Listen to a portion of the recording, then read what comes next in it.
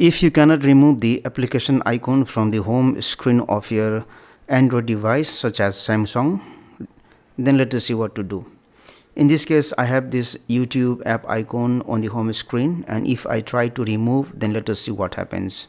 I will tap and hold on this app icon, and if you see, there is an option here, remove from home, but this option is disabled right now. So if I want to remove this icon, what I will do is I will go to settings, I will go to display, I will go to this option home screen, and here if you see, there is an option lock home screen layout, which is right now enabled. So if I enable this option, then what happens is it will prevent items on the home screen from being removed or repositioned.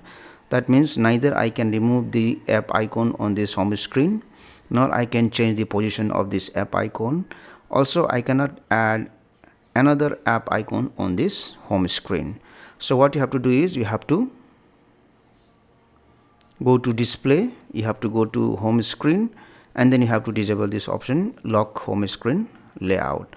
Now if I go back to this home screen, and if I tap and hold on this YouTube app, now you can see remove from home is enabled. So if I tap on this option, this app icon will be removed from the home screen.